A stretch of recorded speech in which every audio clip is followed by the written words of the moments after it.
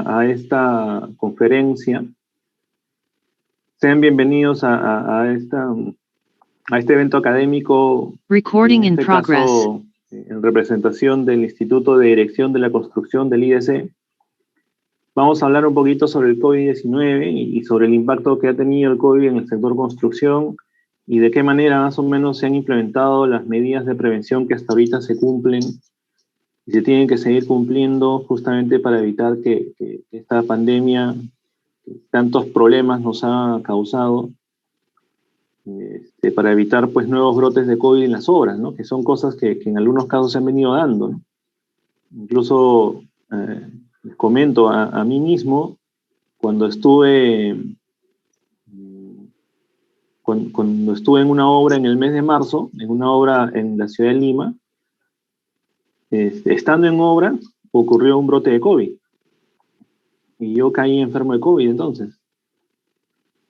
Y felizmente no necesité hospitalización, aunque igual el asunto fue bien complicado de lidiar, ¿no? Fue muy difícil porque estuve más o menos 40 días sin trabajar. Al inicio, las primeras semanas, bueno, sufriendo la enfermedad en casa y luego ya recuperando energías, porque entre las secuelas que el COVID deja es que nos deja muy debilitados, ¿no? Y hay que recuperar un poco de energías para volver al trabajo, más aún si trabajamos en obra, como era mi caso. Bueno, una pequeña presentación mía, ¿no? Yo soy ingeniero civil de la UNI justamente, ¿no? Yo he tenido esa fortuna de pasar por las aulas, ¿no?, del alma mater de la UNI. Evidentemente yo soy de una promoción bastante más antigua, ¿no? Yo ingresé a trabajar a la UNI el año 98. Estoy hablándoles pues de que hace más de 20 años comencé mi carrera universitaria. Comencé el año 98, egresé el año 2004. Bueno, seguramente ustedes saben, ¿no?, que los que estudiamos en la UNI nos gusta tanto la universidad que siempre nos quedamos un poco más de los 5 años, ¿no? Entonces, en mi caso estuve prácticamente 6 años y al cabo de eso, bueno, pude egresar y a empezar ahí ya lo que era mi etapa laboral. He tenido la fortuna de tener muchas experiencias laborales muy gratificantes en varias empresas constructoras del país, en varias de las más importantes empresas, en varios proyectos y de todo tipo, proyectos en Lima, proyectos fuera de Lima. He estado en proyectos de carreteras, en proyectos de estructuras metálicas, estoy en proyectos mineros también, en edificaciones, en fin. Bueno, con el tiempo uno se va especializando, ¿no? Hice mis posgrados, hice mi maestría. Bueno, quienes queremos ingresar a la docencia desde hace algunos años, se nos exige que tengamos maestría, pues, ¿no?, registrada en SUNEDU. Entonces, eso es lo que me permite ser docente. Yo en este momento soy docente en la Universidad Santo Toribio de Mogrovejo, que es una universidad privada cuya sede está en la ciudad de Chiclayo y es una universidad en verdad bastante seria y que le gusta hacer las cosas bien.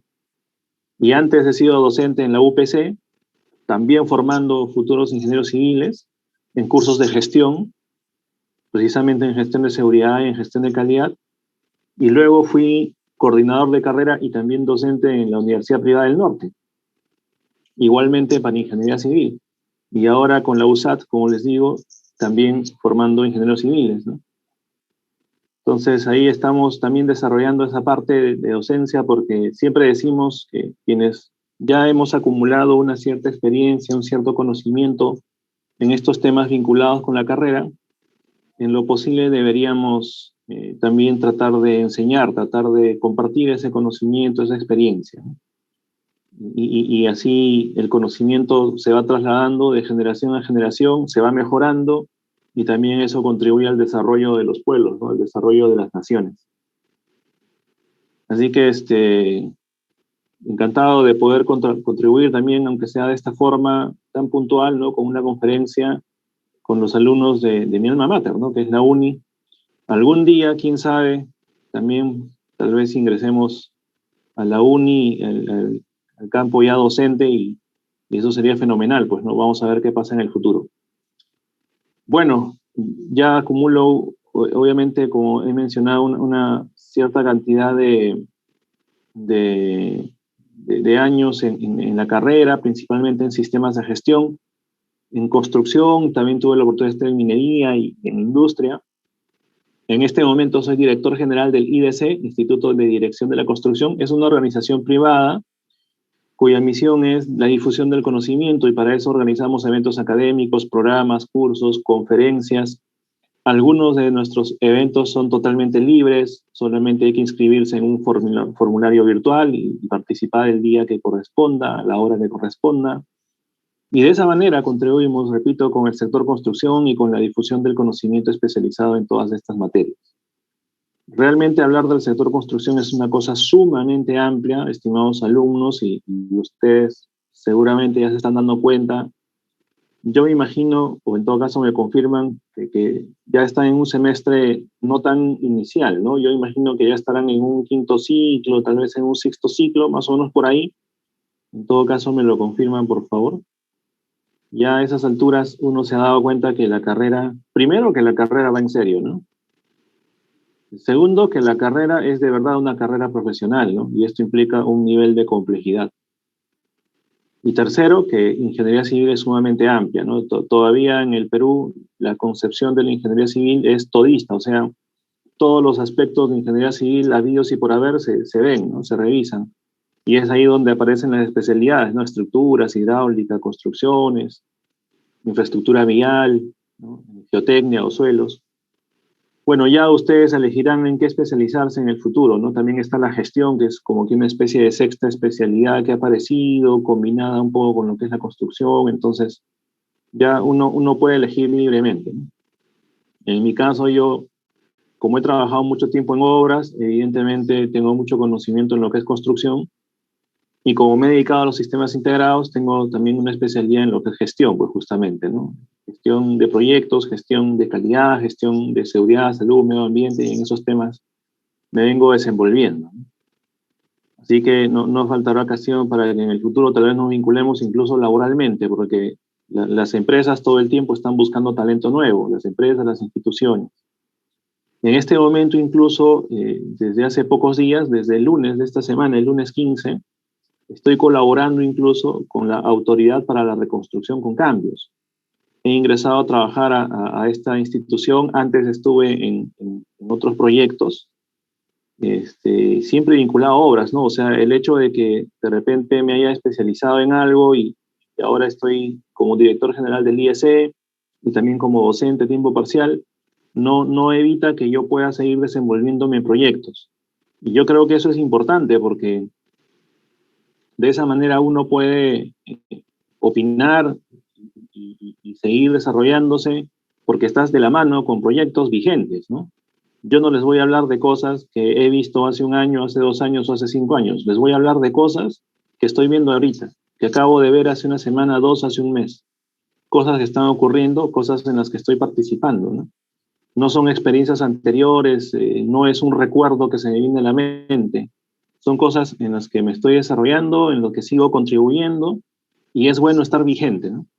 Y ahí, pues, tratando de estar vigentes, ustedes saben, la Autoridad para la Reconstrucción con Cambios es una entidad del Estado que se creó con ese nombre, dependiente de la presidencia del Consejo de Ministros de la PCM, directamente de la PCM depende la autoridad, y la Autoridad para la Reconstrucción con Cambios está orientada justamente a diseñar y ejecutar todas las obras que se necesitan justamente para la reconstrucción del país debido a los eventos climáticos que ocurrieron en el año 2017, ¿no? El famoso niño costero del año 2017, que en el verano del 2017 atacó al país, principalmente a departamentos en la costa, desde Tumbes hasta Ica, y que causó muchas pérdidas, entre las pérdidas humanas, que obviamente son lamentables, pero también mucha pérdida en infraestructura, muchas obras, puentes, carreteras, edificios, colegios, hospitales, etcétera, que se vinieron abajo debido a ese fenómeno. Y luego tocaba hacer la reconstrucción, pero haciendo mejoras, ¿no? No haciendo una reconstrucción de cualquier manera, sino haciendo buenos diseños y buenas obras. Por eso se le llamó reconstrucción con cambios. Se creó una entidad llamada Autoridad para la Reconstrucción con Cambios, y en este momento yo trabajo como especialista en la Autoridad para la Reconstrucción de Cambios para las obras que se van a desarrollar en Lima, en la región Lima. Cuando hablo de Lima me hablo de toda la región, ¿no? Cañete, Huaura, Barranca, el río Rímac, desde la Cuenca Alta, Media, Baja, etcétera, etcétera. Así que estamos ahora acá y en el futuro de repente también podamos compartirles un poco de información de las cosas que vamos viendo por este lado. Bueno, entonces comencemos un poquito, como les digo, el tema que hoy nos reúne es COVID, que es una pandemia mundial que hace 2 años explotó, pues, ¿no? A nivel mundial en China comenzó, en la ciudad de Wuhan. Y en esa época, cuando recibíamos información del COVID, nosotros opinábamos que, bueno, es algo que está sucediendo en China, el gobierno chino se encargará, estarán controlándolo de alguna manera y no pasa nada. Lo cual era, pues, totalmente falso, ¿no? El gobierno chino, lamentablemente, nunca pudo terminar de controlar esa enfermedad en esa ciudad, luego empezó a saltar a otras ciudades en China, empezaron a darse casos en otras ciudades, empezaron a darse casos en otros países, ¿no? En otros países donde, bueno, las personas estaban en China en algún momento, se contagiaban y llevaban el virus. Llevaban el virus a Europa, a Estados Unidos, en fin, ¿no? Otros países de Asia, África, y no tardó mucho en llegar a Sudamérica. En el Perú, el primer caso confirmado se dio en el mes de marzo, el 6 de marzo del año 2020. Y poco tiempo después comenzó la cuarentena famosa, que por ejemplo a ustedes, como estudiantes, de alguna manera les ha causado un cierto perjuicio porque ha obligado a que toda la educación se vuelva virtual. Y no, digamos, no se puede hacer todavía labor o actividad presencial. Para el próximo año se prevé que ya se pueda regresar a la actividad presencial y, por ejemplo, ya puedan tener otros accesos a laboratorios, acceso a trabajos de campo, acceso a visitas a obra y todas esas cosas que lamentablemente no se pueden hacer ahora por la pandemia. Ese es un ejemplo de cómo es que la pandemia a ustedes les han perjudicado, ¿no? A ustedes como alumnos e incluso a nosotros como docentes. Yo no sé, profesor Rafael, si usted opina igual que yo, pero nada se compara con una clase presencial, ¿no? Nada se compara con la posibilidad de vernos, estar cerca, dialogar, e incluso después de clase, hacer un after class y quedarnos unos minutos más con los alumnos, conversar de algún tema, intercambiar ideas, ¿no? E incluso hasta hablar de la realidad del sector construcción y del país y de los aspectos económicos que siempre influyen en la construcción. Nada se compara con eso, ¿no? Pero bueno, por ahora es imposible y al parecer el próximo año sí se va a poder dar, ¿no? Así que todos nos hemos de alguna manera perjudicado por la pandemia, ¿no? En el Perú, de manera general, esto ha significado pues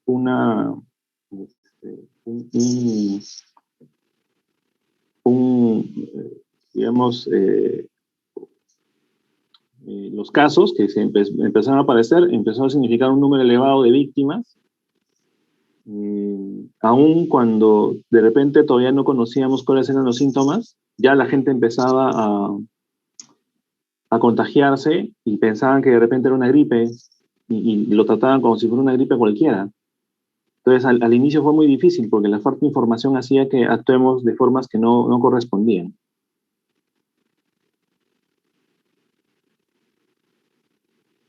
Entonces, los síntomas más comunes, esto es bueno saberlo porque en función de ello es que se deben tomar ciertas medidas.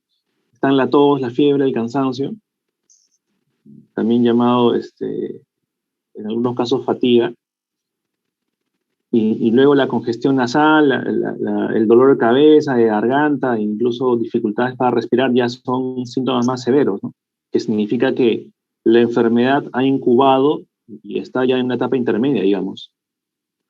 Entonces, lo que recomiendan los expertos es que los primeros síntomas, la tos, el cansancio, la fiebre, uno inmediatamente trate de aislarse y ponerse en contacto con algún profesional de la salud o de repente ir a un centro médico para empezar a recibir algún tipo de tratamiento a fin de controlar los síntomas.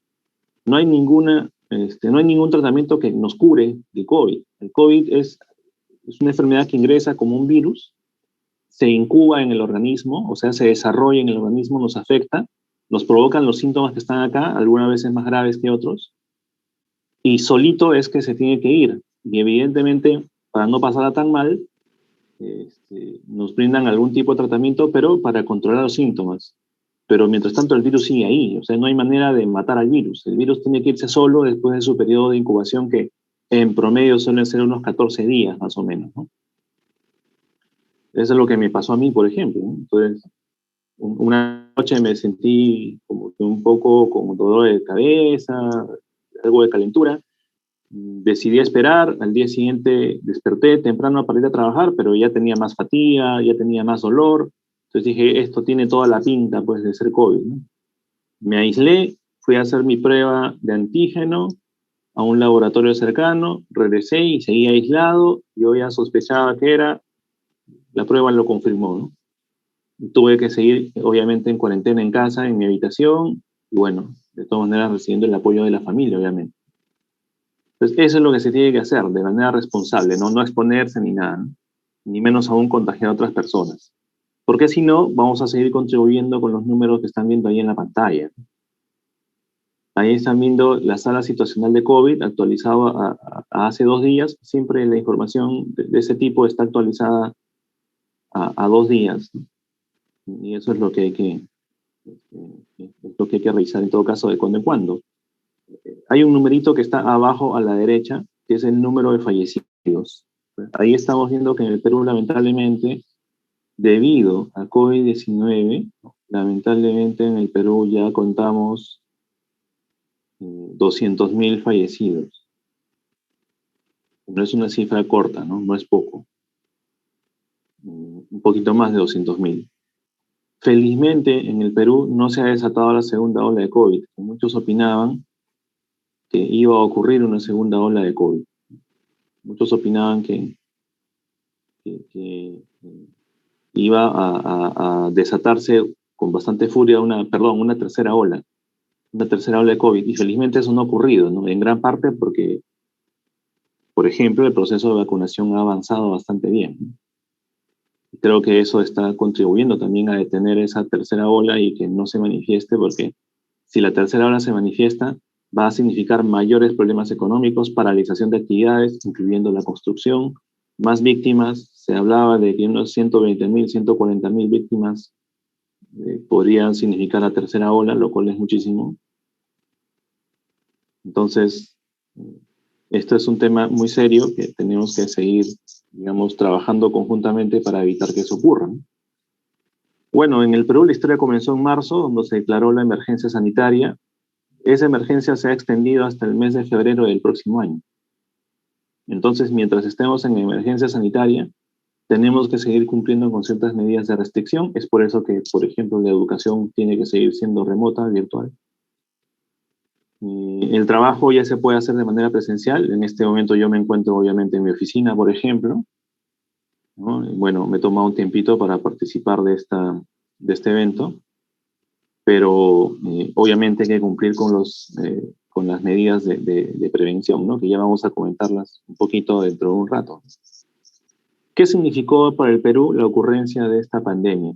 Mira, lo que están en las columnas en la derecha eran las proyecciones de crecimiento económico, tanto general como por sectores, de los años 2018 y 2019, y para el 2020 y 2021 eran las proyecciones.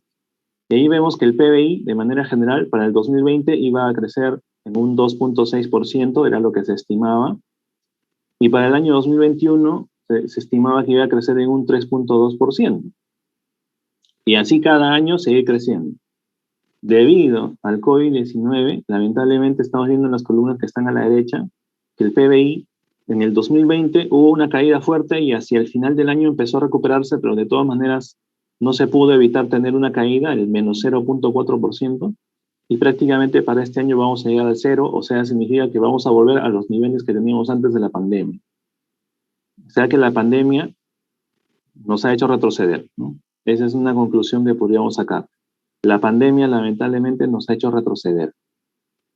Y construcción está un poco más abajo, ¿no? Está en la antepenúltima fila. Construcción digamos, y estaba mejor incluso que el PBI general, ¿no? El crecimiento se estimaba por encima del 4%, lo cual es muy bueno, ¿no? Que un sector crezca por encima del 4%, eso significa más puestos de trabajo, ¿no? Más proyectos, por lo tanto, más beneficio a la población también, más obras. Y luego vimos que debido a la pandemia se contrajo, ¿no? O sea, una de las consecuencias de la pandemia fue la caída económica severa que se sufrió debido a todas las restricciones que se tuvieron que adoptar desde el inicio y que luego se ha ido de una manera relajando un poquito, pero aún así estamos con restricciones, ¿no? Y no podemos terminar de empezar a crecer, ¿no? Seguimos todavía arrastrando este problema. Y esto es muy malo, pues, porque si la construcción se cae, ¿qué significa? Significa que hay menos obras, hay menos puestos de trabajo, que los puestos de trabajo que ya existen se degradan, o sea que los salarios bajan, las condiciones de trabajo se complican. Siempre es así, pues, ¿no? Cuando existe una crisis, hay que ajustarse los pantalones nomás, ni modo, pues, ¿qué nos queda, no? Entonces, todavía estamos en un proceso de recuperación económica en el sector construcción. Esa recuperación, eh, se estima que para el 2022 ya podamos estar en números positivos, eh, por ejemplo, debido al proyecto en el que yo me encuentro, ¿no? Que es la reconstrucción con cambios. También a proyectos mineros que esperemos las inversiones mineras inicien con fuerza el próximo año. Ojalá que el gobierno dé señales claras al respecto de querer contribuir con eso, ¿no? Y más bien no ahuyente las inversiones. Y además el Perú cuenta desde hace algunos años con un plan de infraestructura, ¿no? Ustedes busquen en todo caso en la web el Plan Nacional de Infraestructura para la Competitividad. Ese es un plan que se estableció, si no me equivoco, el año 2018, eh, durante el gobierno del expresidente Vizcarra. Entonces, en ese plan también se priorizaron un conjunto de proyectos, o sea, obras, que en los próximos años debían ejecutarse, justamente para tener una mejor infraestructura y ser un país más competitivo. Entonces, también el desarrollo de esas obras debería contribuir al crecimiento del sector construcción, ¿no? Y así por el estilo, ¿no? Entonces, son varios factores que deberían ayudar a que la construcción crezca, ¿no? Entonces, cuando toda la economía entró en crisis, evidentemente había que intervenir, ¿no? Por parte del Estado y también el sector privado, ¿no? O sea, todos los sectores tenían que, digamos, contribuir entre sí, hacer sinergia para lograr ese crecimiento que habíamos perdido, ese impulso, ¿no? Pero por supuesto, eh, la economía no podía reactivarse y no puede seguir reactivándose descuidando los aspectos de prevención, la seguridad, la salud de los trabajadores. No puede descuidarse. Esas son cosas que tenemos que seguir atendiendo, ¿no? Y si no es así, entonces vamos a tener un serísimo problema, ¿no? Digamos que va a ser muy complicado. Entonces, si es que no trabajamos conjuntamente de la mano todos los involucrados en estos asuntos, ¿no? Bueno, en todo caso es algo que vamos nosotros también, los profesionales de la construcción, también estamos interesados en que esto ocurra y queremos colaborar, por ejemplo, ¿no? Pero para reactivar la economía necesitamos darle cumplimiento a las normas sobre prevención de riesgos. Lo primero que hay que hacer es conocer esas normas. ¿Cuáles son esas normas de prevención de riesgos laborales? Entonces, yo les voy a mostrar las normas y ahí les voy a pedir que tomen nota y que las revisen, o sea, que las busquen en Internet porque realmente está en Internet y que las revisen, las bajen, las lean, ¿no? Y ahí ya el profesor Rafael, en todo caso, tendrá toda la potestad de repente, el profesor, de en alguna evaluación próxima, hacer algunas preguntas que tengan que ver con estas normas legales, ¿no? Porque yo creo que los profesionales de la construcción tenemos que conocer de esto, tenemos que salir de la universidad conociendo cuáles son las normas para prevenir riesgos, porque eso es lo que luego vamos a aplicar en nuestras obras, y tenemos que saberlo desde que egresamos prácticamente. Así que ténganlo en cuenta y de esa forma creo yo que vamos a estar bastante bien. Bueno, hace unos años se publica un reglamento de seguridad industrial, que aunque uno podría pensar que es un reglamento solo para industrias, ¿no? Para producción industrial, realmente es un reglamento un poco más completo, ¿no? Un reglamento que es un reglamento que establece muchas medidas preventivas para diversas situaciones laborales, ¿no? Por ejemplo, en equipos eléctricos, trabajo con herramientas, con maquinarias, todo eso son cosas que los profesionales de la construcción hacemos. En construcción se trabaja con materiales, con herramientas, con equipos livianos, con equipos pesados, y hay medidas preventivas que hay que tomar en cuenta cuando se trabajan con todas estas cosas. Entonces, se aprobó un reglamento de seguridad industrial y hasta el día de hoy está vigente, ¿no? En el año 64, es el decreto 42F. Luego, en el año 2005, se aprueba el reglamento de seguridad industrial, así se le llamó, ¿no? Reglamento de seguridad industrial. O sea, un reglamento orientado a establecer medidas mínimas que todos los empleadores debían cumplir en su centro de labores. Medidas mínimas que incluyan, por supuesto, temas de exámenes médicos, ¿no? La existencia de comités de seguridad y salud, capacitaciones en seguridad para los trabajadores, ¿no? Etcétera. Bueno, es un reglamento que estuvo vigente varios años, luego fue reemplazado por otro documento que vamos a ver en este momento. Vinculado con nuestro sector, esta es la norma que ustedes, futuros ingenieros civiles, deberían conocer al derecho y al revés, ¿ya? Que es la norma G050, la norma de seguridad durante la construcción. Ahí está, lo están viendo en pantalla, ¿no? Esta es la norma, este es el dispositivo legal que ustedes deberían, repito, manejar y dominar, porque ustedes van a ser ingenieros civiles y ustedes van a dirigir obras, una buena cantidad de ustedes al menos. Tengan en cuenta que el responsable de las obras, el ingeniero residente o el gerente de proyecto, es responsable de todo lo que pasa en la obra o todo lo que deja de pasar. ¿De acuerdo? Y eso incluye a los temas de prevención de riesgos. Si ocurre un accidente, se hace una investigación. Y si se verifica que la obra no adoptó las medidas preventivas, incluso puede haber una acusación, un juicio y mandar a la cárcel a los responsables. Y repito, el responsable de la obra es el ingeniero residente, que puede ser un ingeniero civil, obviamente, ¿no? Por lo tanto,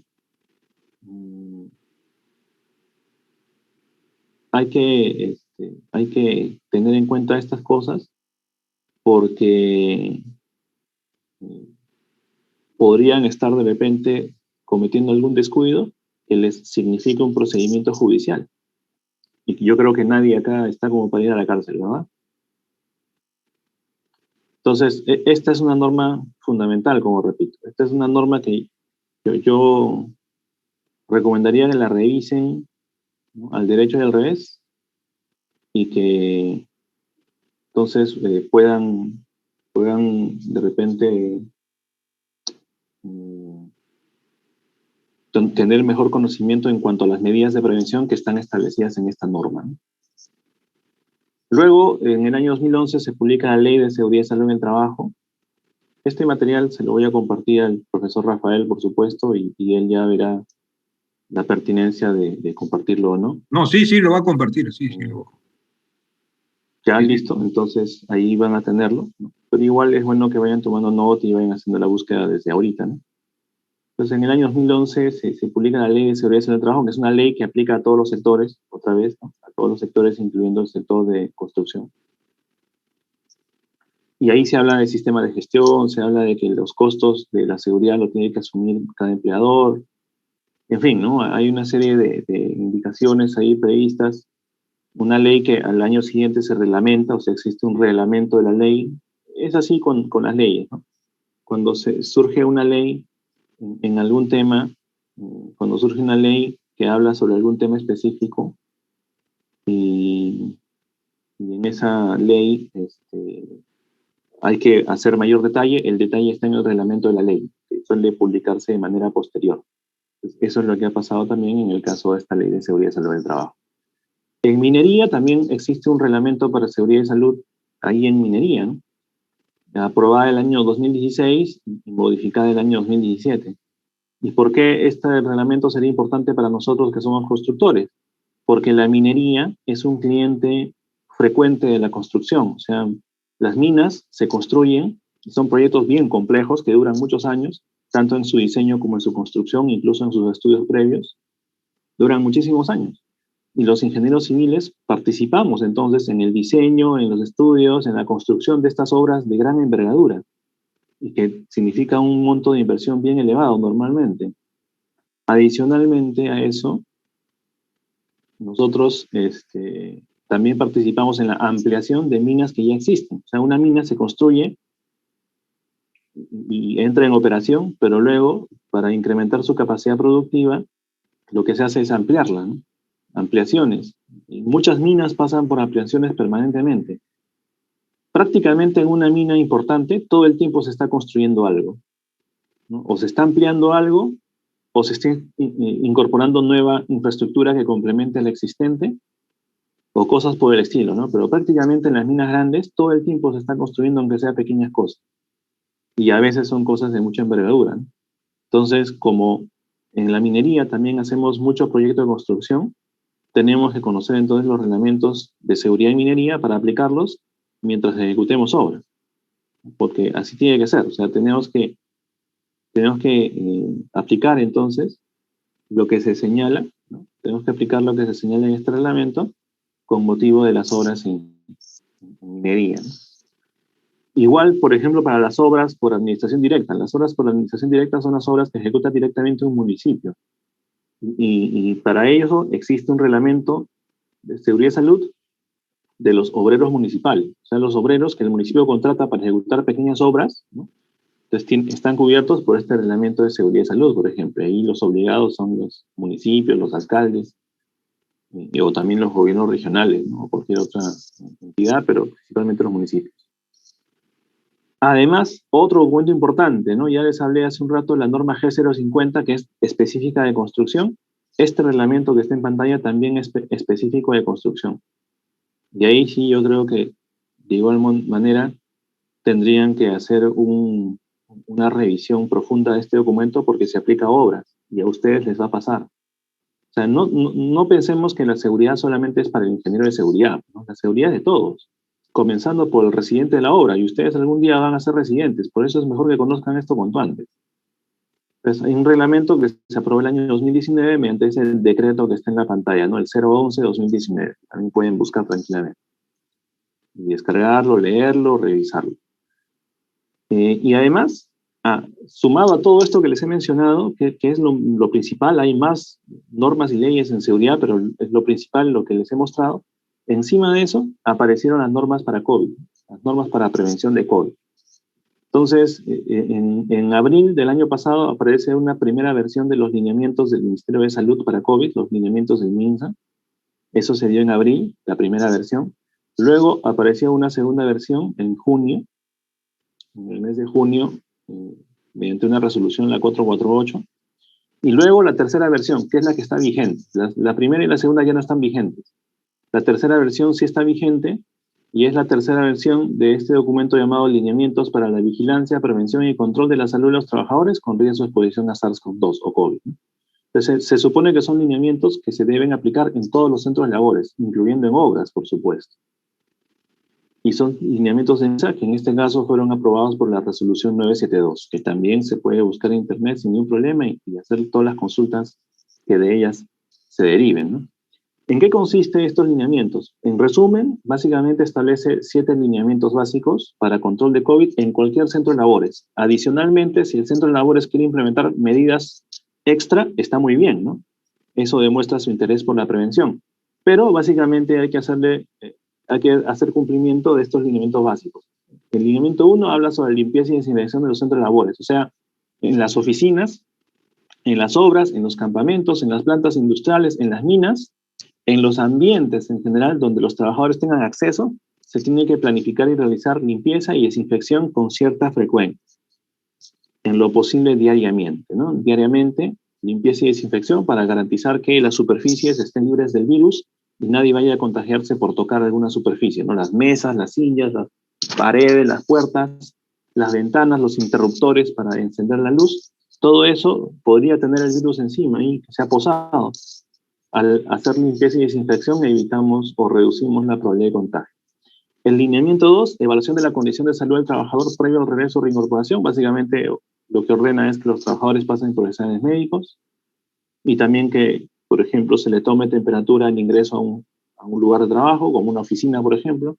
Yo vengo a trabajar en esta oficina y cuando ingreso me toman mi temperatura, por ejemplo, y me piden que me lave las manos y me desinfecten, que es el lineamiento 3, lavado y desinfección de manos, que son dos actividades complementarias que se tienen que hacer igualmente, ¿no? El lavado y desinfección, y que obviamente pues, hay que tener los recursos a la mano, ¿no? El alcohol, agua, jabón, etcétera.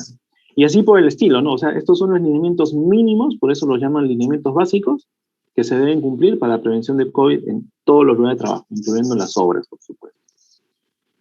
También pide la elaboración de un plan para prevención de COVID, bueno, un plan que tiene una estructura, tiene un índice, que es lo que están viendo en pantalla, en fin. Ya en función de eso se verifica, ¿no? ¿Qué más?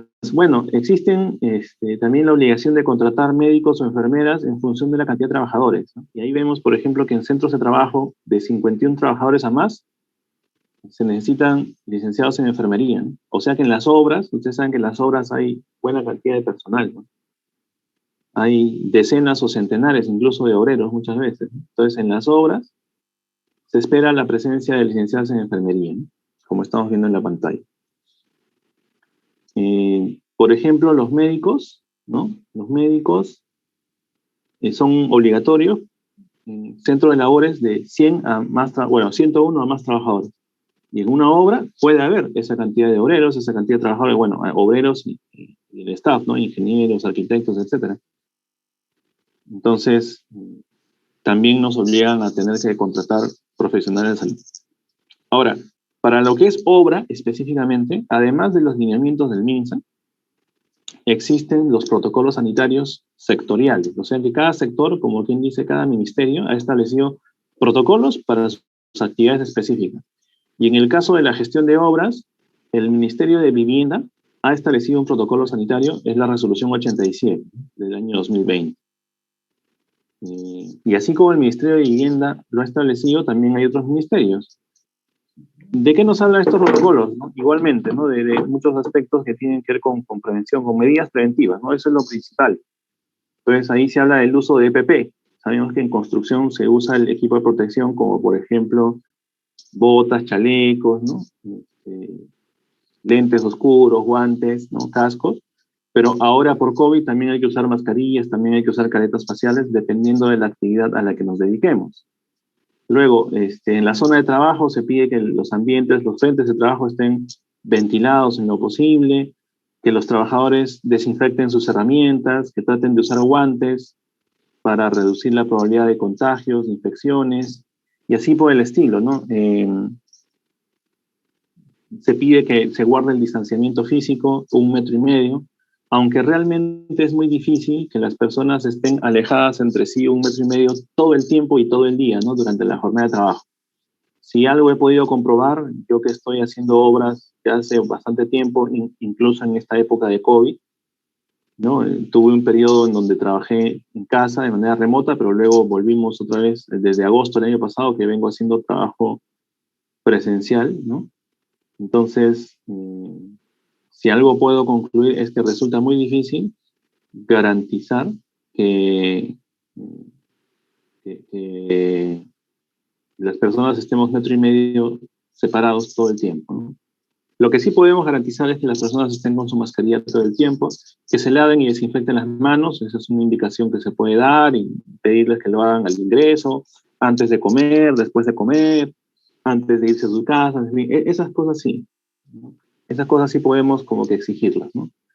Bueno, el Ministerio de Transportes y Comunicaciones, que es otro ministerio que ejecuta mucho proyecto, mucha obra de carreteras, puentes, etcétera, aeropuertos, puertos, ferrocarriles, metros, también, ¿no? También el Ministerio ha establecido sus protocolos sanitarios para controlar COVID en esos proyectos, en esas obras, ¿no? Y también, también hay una serie de indicaciones que están previstas, por ejemplo, que en los comedores, ¿no? Ahí está, en los comedores las mesas estén separadas como estamos viendo en la pantalla, ¿no?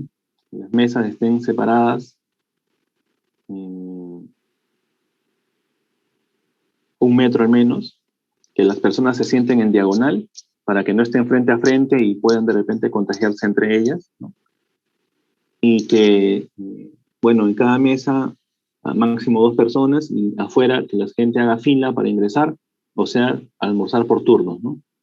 Y de esta manera evitar la probabilidad de contagio en un momento en que estamos sin mascarilla, ¿no? Cuando comemos en obra estamos sin mascarilla. Es ahí donde alguien puede toser, estornudar y obviamente si tuviese el virus adentro, sin saberlo, contagiar a los demás. Porque si tiene el virus y hay síntomas, a esa persona se le aísla. Entonces ya la probabilidad de contagio es prácticamente cero. Pero si tiene el virus y no lo sabe, entonces es ahí donde al toser o estornudar podría contagiar a las personas. En el caso de oficinas, de igual manera, ¿no? Ahí vemos que los escritorios se solicita que estén también distanciados. Que los escritorios estén distanciados, que estén distanciados 1 metro al menos y que sean individuales, ¿no? Y cada quien trabaje en su escritorio. Entonces, esto es algo que también se está tratando de cumplir y yo veo al menos que sí se está cumpliendo de buena manera. En los campamentos y hospedajes también se espera que las camas estén distanciadas al menos 1,5 metros, ¿no? Que estén distanciadas al menos 1,5 metros. Y por supuesto esto se da en las habitaciones en donde se comparte habitación con algún trabajador, con algún colega, ¿no? Si se pueden ordenar, digamos así, habitaciones individuales, mejor todavía, ¿no? Pero no siempre es factible eso.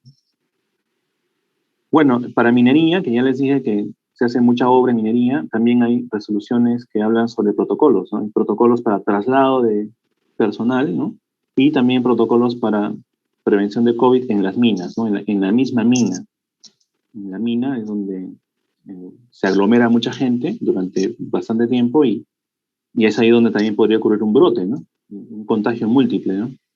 Entonces también hay que tratar de evitar eso, porque imagínense un contagio múltiple en una mina, eso sería pues una cosa muy difícil de controlar, ¿no? Bueno, hay otros decretos que hablan sobre otras medidas temporales en materia de seguridad y salud, ¿no? Decretos que están ahí en pantalla y que ustedes podrían igualmente revisar y, en fin, acceder. Y también hace un tiempo se estableció en un decreto de urgencia el famoso derecho a la desconexión digital, ¿no? ¿Qué sucedía? Que para las personas que hacen trabajo en casa, remoto, empezó a haber problemas porque los empleadores los contactaban en cualquier momento, incluso sábado, domingo, feriados, a las 10 de la noche, 11 o muy temprano. Entonces, era bien difícil, ¿no?, de manejar.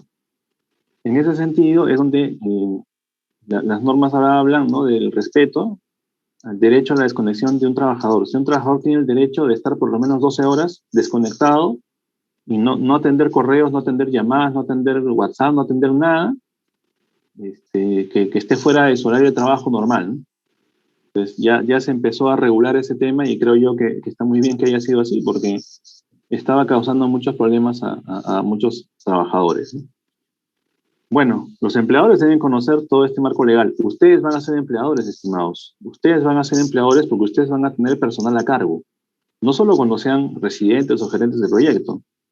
Desde que van ascendiendo y de repente ocupan una jefatura, por ejemplo, una jefatura de producción, una jefatura de planeamiento, de repente son especialistas en suelos, en pavimentos, van a tener gente a cargo. Entonces ustedes son empleadores, van a ser empleadores. Y como van a tener gente a cargo, ustedes tienen que colaborar para prevenir pues, los contagios, ¿no?, dentro de vuestro personal. Y para eso hay que empezar conociendo este marco legal. Por eso les digo, un poco la idea de esta conferencia era mostrar todo el marco legal que existe y fomentar en ustedes ya el interés de que lo busquen, lo revisen y que puedan comprender entonces cuáles son las medidas preventivas que principalmente se están adoptando en las obras, ¿no? Y que yo creo que gran parte de esas medidas preventivas ya se van a mantener. O sea, no son temporales, no solamente por el asunto de la pandemia es que se han establecido, sino que para tratar de prevenir otras situaciones parecidas, muy buena parte de estas medidas de prevención se van a mantener ya por siempre, ya va a ser parte del trabajo normal. El uso de mascarillas, desinfectarse las manos, el distanciamiento y etcétera, Ya eso se está convirtiendo en algo normal, parte de la nueva normalidad como el gobierno señala, ¿no? Por lo tanto, hay que acostumbrarnos a eso pronto. Si no cumplimos, si somos empleadores, ojo con esto, si somos empleadores y no cumplimos con estas medidas de prevención, estamos cometiendo un delito y el delito está ahí en la pantalla. Es el atentado contra las condiciones de seguridad y salud. O sea, es el incumplimiento de un empleador, ¿no? Que no cumpla con estas normas y leyes en materia de prevención puede significar pena de cárcel, ¿no? Entre 1 y 4 años. Y si ese incumplimiento ocasiona accidentes o enfermedades, la pena puede ser más severa. Yo creo que nadie está como para irse a la cárcel. Por lo contrario, yo creo que estamos para, en todo caso, trabajar de una manera correcta, cumplir las normas, las leyes, y no estar cometiendo ninguna negligencia, ¿no? Bueno, en resumen, estimados alumnos, ¿no? El marco legal es bastante amplio, el marco legal para la prevención de COVID. En general, el marco legal para seguridad y salud es amplio y encima de eso todavía apareció lo de COVID, ¿no? Que era necesario. Entonces, para eso necesitamos el compromiso de los trabajadores y de otras partes interesadas para que se cumpla. O sea, el empleador, nosotros, los ingenieros, podemos tener toda la voluntad de cumplir. Pero, ¿qué pasa con los obreros? ¿Qué pasa con los técnicos? ¿Qué pasa con los subcontratistas? También deben tener la misma voluntad, porque si no, no va a funcionar. El esfuerzo de uno o dos no alcanza. Tiene que ser un esfuerzo colectivo. Y en ese sentido, las normas específicas, ¿no?, debido a COVID deben cumplirse en paralelo con las demás normas de prevención. O sea, no solamente hay que atender la situación del COVID, ¿no? Hay que atender todo. O sea, acá importa todo. Toda la prevención, los otros peligros y riesgos que también existen, trabajos en alturas, trabajos con productos químicos, y etcétera. Todo eso hay que seguir previniendo y hay que seguir atendiendo, junto con atender la situación de la pandemia, evidentemente. Bueno, esto ha sido lo que esta mañana queríamos comentarles y quedo en todo caso a disposición si hubieran algunas preguntas, por favor, para absolver sus inquietudes.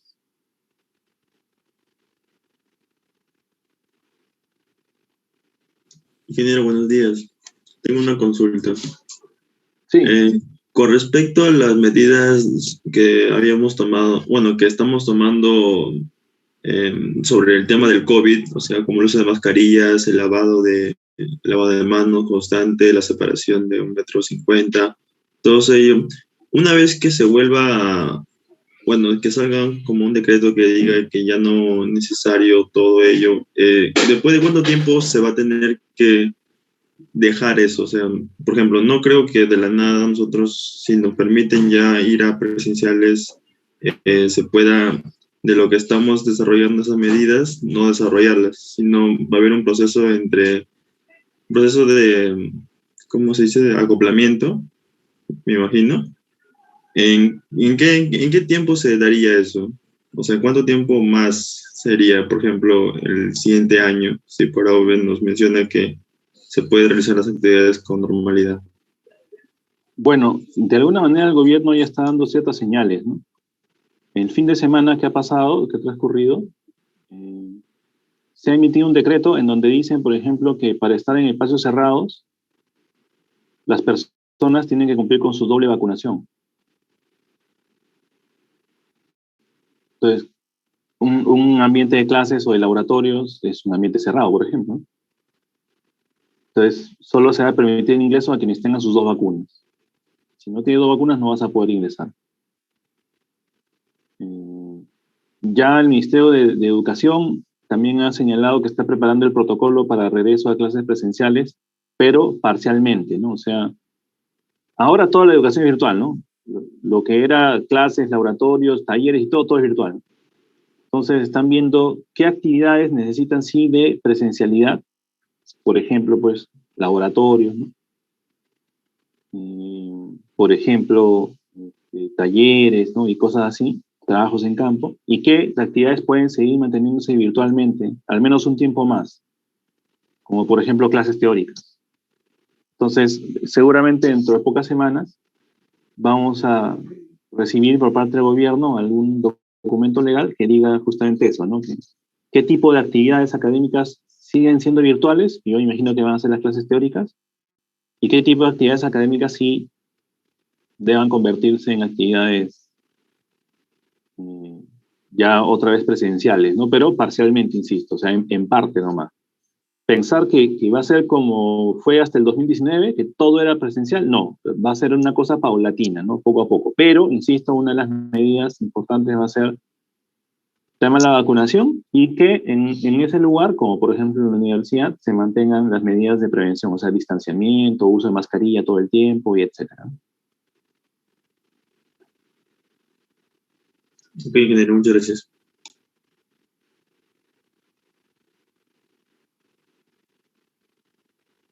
Sí, muchachos, ¿tienen alguna De repente habrá otra otra inquietud, otra pregunta, por favor, consulta. para que, aprovechando acá la presencia del ingeniero Ramiro, les pueda contestar? Cualquier duda o inquietud también, ¿no? Cualquier duda o inquietud. Ingeniero, buenos días. Una pregunta. ¿Qué tal? En estos tiempos de COVID, ¿cómo se realiza o qué aspectos o qué criterios se toma en cuenta para la calificación de las empresas contratistas? Bueno, de hecho, las empresas tienen que elaborar su plan de prevención de COVID. Eso es algo que se evalúa desde que son postores en las licitaciones, ¿no? Y también, por lo tanto, se evalúa cuánto del presupuesto de la obra está destinado a prevención de COVID. Porque obviamente las medidas de prevención cuestan, ¿no? Se tiene que invertir, tiene que estar en el presupuesto. Luego, hay empresas o, bueno, obras privadas en donde también se está evaluando cuántos casos de COVID tuvo esa empresa constructora en obras anteriores, ¿no? Cuántos contagiados por COVID. Que es una información que se puede extraer porque el Ministerio de Salud maneja todos los casos, ¿no? Todos los casos reportados los maneja el Ministerio de Salud y es de ahí donde se puede extraer esa información también. Entonces, bueno, las empresas que acumulen demasiados contagiados, o sea, se presume que es porque no han implementado las medidas de prevención con el cuidado que debió ser, ¿no? Entonces, es algo que también se toma en cuenta. Luego, si tiene o no profesionales de la salud que ayuden justamente a la labor preventiva, ¿no? Médicos, enfermeras, también eso se evalúa, ¿no? Y bueno, ya en obra, evidentemente que estén cumpliendo con todas las medidas preventivas que acabamos de mencionar.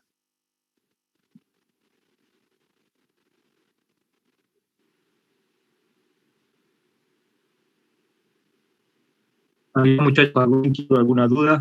Ustedes son especialistas en G050, ¿no? Entonces de repente dice, ingeniero, no, usted lo que me ha dicho está mal, algo así, algo.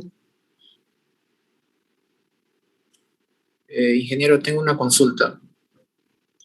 Sí. Con respecto a que, por ejemplo, que un trabajador, a la hora de pasar una prueba o un control en obra, ¿no? Respecto a la detección del COVID, si se detecta en plena obra y pues resulta que es positivo en COVID, ¿qué medidas toma la empresa o el que dirige el aspecto Bueno, sanitario? lo primero es la sospecha, ¿no? Lo primero es ver si tiene síntomas. Si tiene síntomas, a ese trabajador se tiene que aislar y mandar a su casa, de hecho. Y, por supuesto, ordenar que se le haga una prueba de descarte, ¿no? Que tenga que ser una prueba de antígeno o del tipo molecular al menos. Esas son las pruebas que fehacientemente nos permiten saber si un trabajador está o no contagiado. Y luego hay que desinfectar los lugares donde ese trabajador estuvo presente, que puede ser toda la hora completa, ¿no? Y por supuesto, monitorear el estado de salud de las personas con las que ese trabajador tuvo contacto. Eso a veces es un poquito difícil, ¿no? Porque uno no tiene la cuenta, pues, de con cuántas personas se ha contactado en los últimos 3 días o 4. No es sencillo, pero hay que hacer, ¿no? Hay que hacerlo. Y bueno, esas son las principales medidas, digamos, ¿no? Que se derivan de un posible caso sospechoso o confirmado de COVID. No solo en obras, ¿no? En general en cualquier centro de labores, pero también en las obras.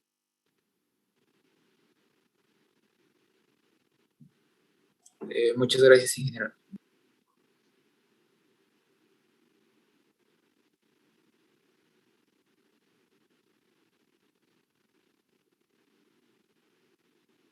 Bien, ya me parece que alguien tiene alguna otra inquietud, por favor.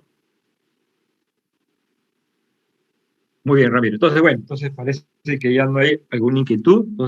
Entonces normalmente a todos mis expositores, ¿no? Como como ya han recorrido un camino más largo que el de nosotros, siempre les hago algunas preguntas, ¿no? Y aprovechando que todavía tenemos un poco de tiempo, quisiera pues que nos podrías responder, ¿no? Desde el punto de vista tuyo, ¿no? Como tu propia experiencia, ¿no? Uno sería, por ejemplo, según tu experiencia, ¿qué hubieras querido que la universidad, ¿no? O los profesores te hubieran dicho o indicado respecto a la vida profesional futura que hubieras tenido, ¿no? ¿Cuál sería esas? Bueno, me hubiera gustado que me digan que se trabajaba desde las 5 de la mañana y de lunes a sábado o a veces domingo, ¿no? Para cambiarme de carrera. No, es una broma. No, Pero está sí, bien, no, sí, así sí pasa. hubiera Yo he sido visto a varios bueno, ingenieros que sí, sucede. sí hubiera sido que nos adviertan, sí hubiera sido bueno que nos adviertan de que estar en proyectos a veces es un poco duro. Es muy gratificante, ¿eh? Se aprende mucho, uno se desarrolla mucho, puedes llegar a ganar bien también, el tema económico también importa, obviamente. Pero hay que sacrificarse un poco también, ¿no? Bueno, a veces no un poco, a veces bastante. Entonces, hay proyectos donde hay que levantarse muy temprano para estar en la obra. Ayer, por ejemplo, tenía una visita a obra y teníamos que encontrarnos como punto de encuentro era en la Universidad Ricardo Palma en Surco para ir hasta Cañete, porque la obra es en Cañete. Y teníamos que encontrarnos a las 6:30. O sea, eso significa que me he tenido que levantar a las 5 de la mañana, que es una hora atípica, digamos, ¿no? Para despertarse, para alistarme y estar 6:30 en ese punto de encuentro, ¿no? Y hemos acabado la visita a las 6, ahí, arriba, o sea, del Lunahuaná más arriba. La camioneta a esa hora empezó a su recorrido de regreso y llegué a mi casa a las 8:45, casi a las 9 de la noche, por ejemplo. ¿Cuántas horas, no? Fuera de casa, 16 horas prácticamente, y haciendo trabajo en campo, caminando, subiendo, bajando por el cerro, por el río, y etcétera. O sea, hay esfuerzo físico, hay horas prolongadas, ¿no? Entonces, sí me hubiera gustado que nos adviertan un poquito que eso iba a ser así, ¿no? Y que de alguna manera tratemos de simular eso de repente. O sea, por ejemplo, que hayan más visitas a campo o más labor de ese tipo desde que estamos en el pregrado, como para ya llegar entrenados, ¿no? Y no que me choque la primera, ¿no? Que cuando entré de practicante en mi primera empresa, igual, ¿no? Trabajaba de 7 de la mañana a 6 de la tarde, pero quedaba lejísimos, entonces recién trabajando fue que pude ver eso, ¿no? Pude comprobar esa situación, que al inicio obviamente a uno le cuesta mucho cuando es muchacho. Pues eso hubiera sido bueno, por ejemplo, ¿no? Y bueno, nada, lo otro es siempre que nos recomienden los temas vigentes que hay que conocer como profesionales en la construcción para no estar perdidos, ¿no? Y siempre es bueno que los docentes nos den esa información y de esa manera nos van previniendo también. ¿Pueden escucharme de nuevo? Pues se me fue la señal. Ahora sí se le escucha. Ya, bueno. La siguiente pregunta era, en la actualidad pues se habla mucho sobre los sistemas colaborativos, ¿no? En nuestro caso pues tenemos normalmente, ¿no? Ya se ha despejado un poco, pero normalmente siempre en nuestro caso como alumnos de la uni, ¿cómo nos servirían o si te han servido a ti las habilidades blandas para ser un poco más abierto y más comunicativo con las demás personas y poder presentar los proyectos o poder decirle que lo que él está haciendo está mal, ¿no? Y que se podría modificar algunas cosas, ¿no? Eso quería, si nos podrías explicar desde el punto de vista de tu experiencia. Bueno, el asunto de las habilidades blandas yo lo considero fundamental, ¿no? En lo personal, yo siento que si me está yendo, por así decirlo, me está yendo bien en lo que es el campo laboral, no se debe tanto a que yo haya sido una luminaria en la universidad y que sacaba 20 a cada rato y que estaba en el quinto superior. Nada de eso ha ocurrido conmigo en la universidad, ¿no? No llevé una carrera tan destacada como alumno, ¿no? Me costó mucho estar ahí a la par de mis compañeros y todo, porque es exigente la carrera, ¿no? Si me he ido bien en gran parte ha sido justamente por ese tema de las habilidades blandas, ¿no? Que son varias. La comunicación, evidentemente la comunicación efectiva, que también me permite ser docente. Yo cuando era alumno, cuando estaba así en las aulas, ahí en la facultad, ¿no? Realmente ni hablaba, ¿no? Era un muchachito muy callado, muy introvertido, muy temeroso, tímido. Y así no se puede destacar, ¿no? Tenemos que romper eso. Y si la universidad nos puede dar herramientas para formar eso, mejor todavía, pues. No todos tenemos la oportunidad de que en casa eso se desarrolle, ¿no? Y entonces, a mí lo que me sirvió mucho fue estar en un conjunto cultural de la universidad. Yo soy miembro de la Tuna, por ejemplo, ¿no? Entonces, eso me sirvió para romper con ello en su momento, ¿no? Y luego ya, digamos, habiendo roto, ya uno se sigue desarrollando. Liderazgo, porque vamos a dirigir gente, pero dirigir gente no es solamente dar órdenes, no es tratar mal, no es tratar con severidad, no. Dirigir gente es todo un arte, ¿no? Y ahí entra el liderazgo también efectivo. He tenido equipos a cargo muchas veces y ahora también, bueno, yo soy nuevo acá, comenzó el lunes, pero ya estoy formando otra vez un equipo de trabajo. Y hay que saber dirigirlos, ¿no? Para que puedan explotarse sus talentos, ¿no? Y contribuir al proyecto. Negociación, que cuando estamos en obras se tiene que negociar no tanto desde el punto de vista de la plata, negociar, sino de que nos pongamos de acuerdo, ¿no? A eso me refiero con negociación. Y estemos en capacidad de ponernos de acuerdo con muchas personas, por ejemplo, con la supervisión de obra, con el cliente, con los subcontratistas, con el contratista, ahora que yo soy cliente, por ejemplo. Entonces hay que negociar muchas cosas, hay que ponernos de acuerdo y también hay que tener esa habilidad de poder negociar, saber ceder, saber exigir, pero digamos de manera razonable, sin fin. Entonces, todo eso yo creo que es fundamental para alguien que quiera tener éxito, ¿no? Y en proyectos más aún, ¿por qué? Porque nosotros no trabajamos solos, ¿no? Si ustedes estudiaran, pues, ¿qué les digo? Ingeniería de sistemas, de repente trabajan desde sus casas toda la vida solitos en su cuarto, pues, ¿no? Encima de su silla gamer, ¿no? Al costado su PlayStation y al costado su laptop y ahí están todo el día con el laptop. Pero no somos así, pues, somos ingenieros civiles que vamos a trabajar en equipo, haciendo diseños, haciendo estudios, haciendo visitas, haciendo obras, supervisando, etcétera. Entonces, si no desarrollamos esas habilidades para poder trabajar en equipo y producir, nos va a ir muy mal, ¿no?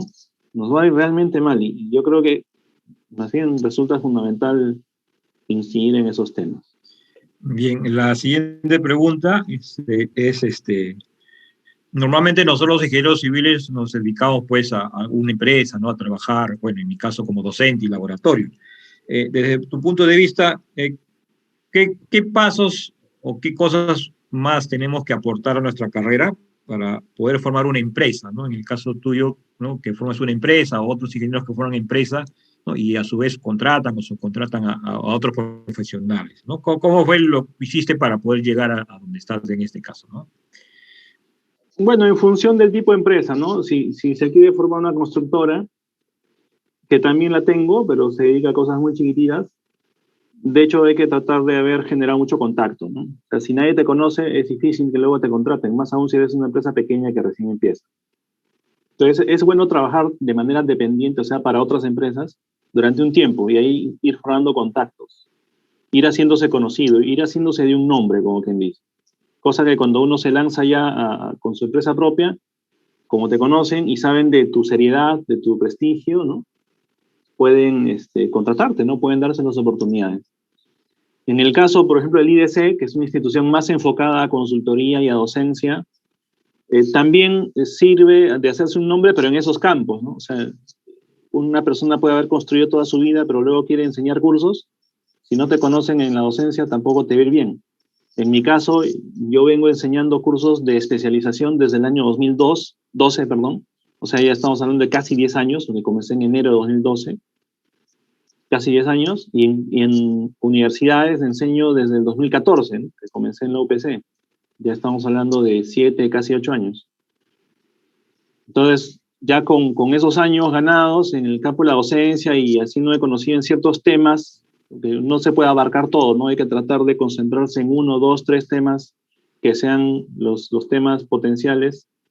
Entonces, es ahí donde, junto con otras personas, decidimos fundar el Instituto de Dirección de la Construcción, así como otras instituciones vinculadas también, ¿no? Soy director general en total de 4 instituciones dedicadas a temas de capacitación. Entonces, digamos, con ese nombre ganado también, entonces, igualmente, ¿no? Si la gente quiere luego consumir tus cursos y programas, lo primero que ve es quién lo dicta, ¿no? Y si ese nombre le suena conocido, lo he visto en otra ocasión, he tenido otro curso, en otra institución, en fin, ya es factible, ¿no? Vincularse con instituciones también sirve mucho, ¿no? Yo he dictado bastante, por ejemplo, con el ICG, he dictado con CAPECO, he dictado algunas veces con el Colegio de Ingenieros, entonces eso también a uno lo vuelve un poco notorio. Ser parte de organismos, ¿no? Hay gente que es parte del ACI, por ejemplo, parte del PMI, socios, ¿no? Miembros, y eso está muy bien. O sea, hay que tratar de vincularnos, ¿no? A formar un poco comunidad, digamos. Esas cosas, creo yo, sirven bastante cuando uno ya quiere emprender, ¿no? Tener ese alcance, ¿no? Esa llegada y tener un nombre que sea reconocido casi como una marca, ¿no? Y sirve mucho tener un nombre que no sea muy común, por ejemplo, ¿no? No sé cuántos Ramiros Castros hayan en el planeta. Sí conozco de un Ramiro Castro que incluso trabaja en la UPC, que es docente, Fernando Ramiro Castro se llama, pero no se dedica a lo mismo que yo. Y conozco otro Ramiro Castro en México que se llama igualito que yo, Ramiro Guillermo Castro Ochoa, una coincidencia increíble. Y nada más, ¿no? Entonces, sirve mucho también a veces tener un nombre que no es muy común.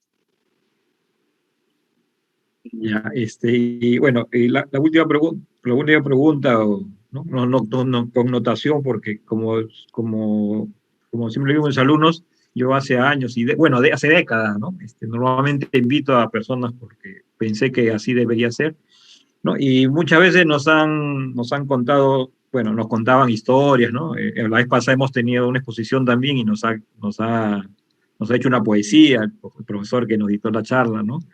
Entonces, y veo que ahora, justo como tú dices esto de su emprendimiento, veo que muchas empresas dedicadas a la enseñanza, bueno, a los cursos, ¿no? Ya ahora hasta entrevistan a los posibles expositores o a los expositores a entrevistas, ¿no? De su vida diaria, de su vida normal, ¿no?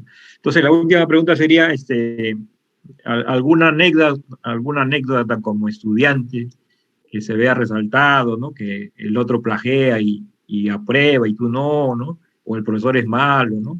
Así Claro, como Rafael Cachá dice que es malo, ¿no? Algo así, ¿no? Entonces, una de esas bueno, para que vean los alumnos que siempre hay profesores buenos, malos, bonitos, feos, ¿no? Profesoras también igualitos, ¿no? sí, Así, pero es parte de una la vida, anécdota, ¿no? pues hay.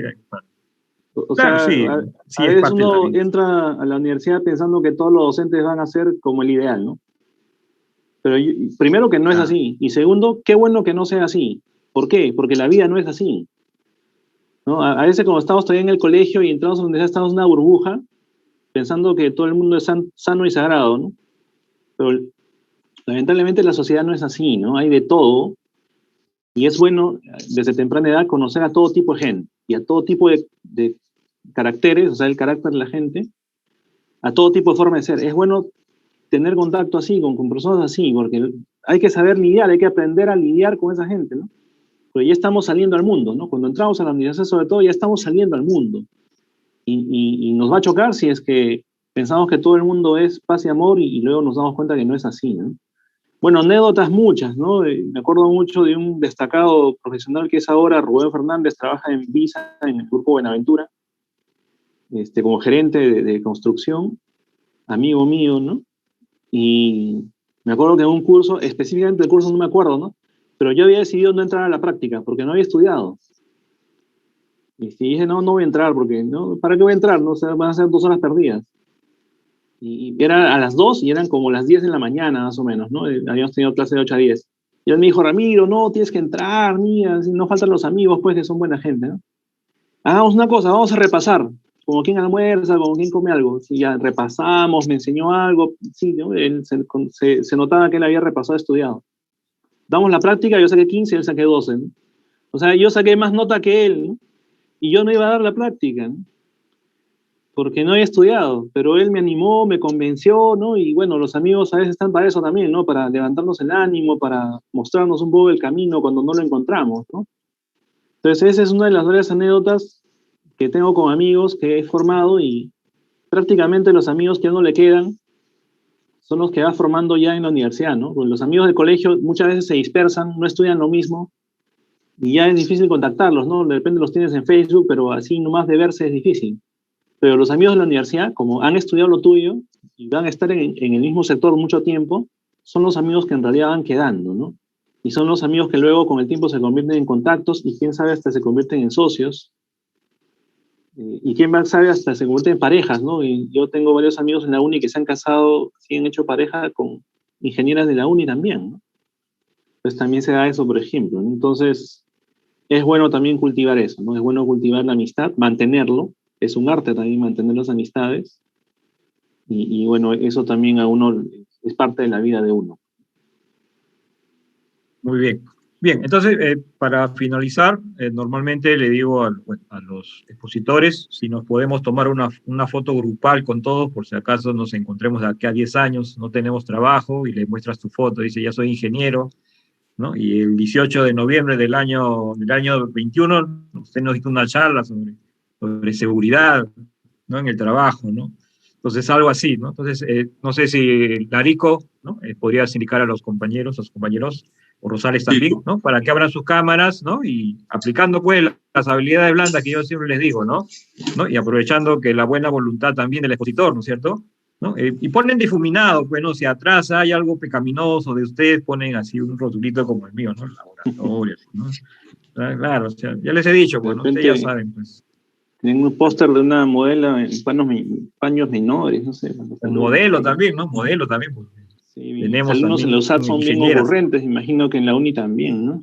Salen no, sí, ahí, no sé si en este salón, en el otro, el alumno creo movió su laptop y ya se notó clarito que estaba en su camita echadito, bien con frazada y todo, ¿no? Entonces, la idea es eso, ¿no? La idea es que ustedes abran sus cámaras también, pues no tengan temor, ¿no? A ver, yo, Frank, ¿no? Tengan temor de abrir su... Sandra también, bueno, Sandra, ¿no? No tengan temor, ¿no? Ahí aparecen en la fotografía, ¿no? Aprovechando que todavía estamos en el horario de clases, pues, ¿no? Y la buena voluntad también de Ramiro, ¿no? Que usted ha visto sus múltiples ocupaciones, ¿no? Nos está apoyando, pues, ¿no? La vez pasada nos apoyó desde Cerro de Pasco, ¿no? Imagínense, desde allá nos está apoyando.